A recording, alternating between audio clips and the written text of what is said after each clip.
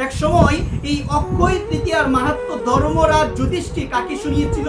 মহামুনি শতানিককে শুনিয়েছিল। একবার শতানিককে বলেছিল যুধিষ্ঠির যে একটা সময় ছিল, এই সময় একজন ব্রাহ্মণ ছিল, নিষ্ঠুর ব্রাহ্মণ। কি ব্রাহ্মণ গো মা?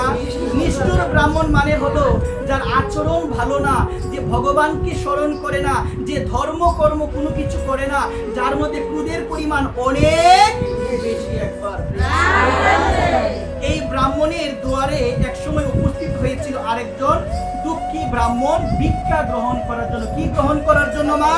এই ব্রাহ্মণের দুয়ারে একজন ব্রাহ্মণ উপস্থিত হয়েছে, যে হলো দুঃখী ব্রাহ্মণ।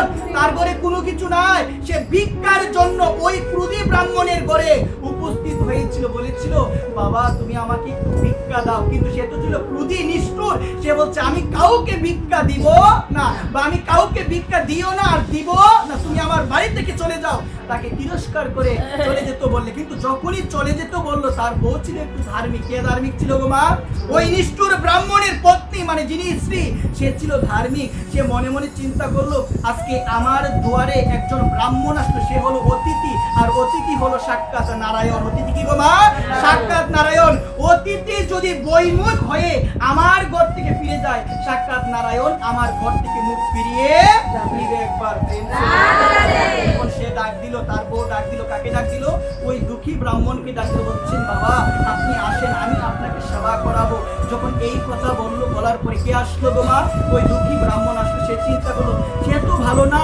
কে ভালো না? ওই নিষ্ঠুর ব্রাহ্মণ, মানে তার স্বামী ভালো না। কিন্তু ভালো কে? ওই নিষ্ঠুর ব্রাহ্মণের পত্নী, মানে স্ত্রী অনেক ভালো। একবার কারণ সে বুঝতে পেরেছিল, কারো বাড়িতে যদি কোনো ব্রাহ্মণ আসে, কারো বাড়িতে যদি কোনো ভিক্ষুক আসে, মানে তাকে বিনা হাতে ফিরানো যাবে না, তাকে কোনো কিছু হলে আপনাকে দিতে হবে, তিরস্কার কিন্তু করা যাবে না। মা মনে রাখবেন একটা কথা, যে বিষয়টা হলো যে আমাদের মনে রাখতে হবে যে ভগবান কখন কার বেশে আমাদের ঘরে আসবে আমরা কেউ জানি? আমরা কেউ জানি মা? একটা ব্রাহ্মণের বেশ নিয়ে আসতে পারে, একটা দরিদ্র ভিক্ষুকের বেশ নিয়ে ভগবান আসতে পারে। এখন আপনি যদি ভগবানের সেই বেশটা না চিনতে পেরে তাকে তাড়িয়ে দেন, তাহলে বুঝতে হবে কিন্তু ভগবান এসেছিল আপনার ঘরে, আপনি চিনতে পারেন নাই, ওই তাকে কি করলেন? বিতাড়িত করে দিলেন। একবার এটা কখনো করা যাবে না। করা যাবে মা? এটা কখনো করা যাবে। এই কারণে ব্রাহ্মণের পত্নী ডাক দিল, বলছেন, আপনি আসেন, আমার স্বামী তো এগুলো বুঝে না, আপনি আসেন, আমি আপনাকে জল অন্ন দান করব, আপনি আমার ঘরে সেবা করেন, সেবা করার পরে আপনি বিদায় হবেন। একবার ঘরে গেল। ঘরে যাওয়ার পরে ওই মা আমার কি করলো?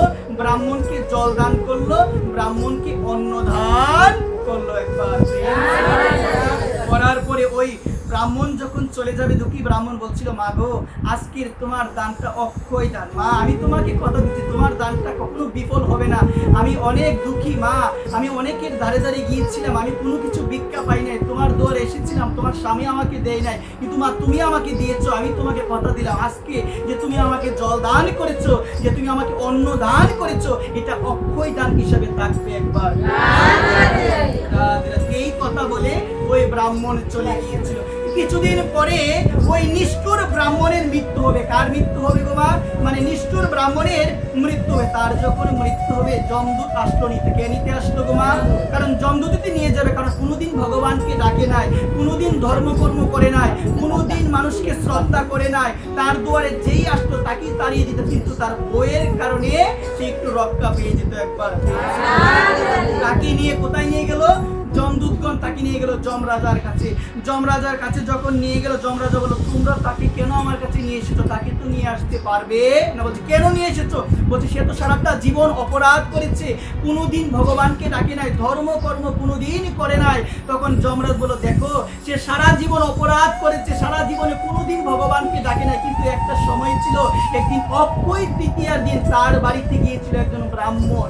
ব্রাহ্মণ যাওয়ার পরে সে ব্রাহ্মণকে তিরস্কার করে তাড়িয়ে দিয়েছিল, কিন্তু তার বউ তাকে এনে সেবা করিয়েছিল। তার বউ যে সেবা করিয়েছে তার ফল সেও পাবে। একবার এই কারণে তাকে আমার কাছে আমি রাখতে পারবো না, তার গতি হবে ভগবানের কাছে। ভগবান অক্ষয় তৃতীয়ার মধ্যে সে দান করে নাই, দান করেছে কে?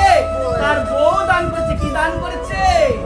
জল দান দান করেছে, অন্ন দান করেছে, কিন্তু ওই ব্রাহ্মণ আশীর্বাদ করেছিল তোমার দানটা অক্ষয় হয়ে থাকবে। এই আশীর্বাদের কারণে সেই ব্রাহ্মণের গতিটা হওয়ার কথা নরকে, কিন্তু নরকে হয় না, হলো কোথায়? ভগবানের কাছে হয়েছে। একবার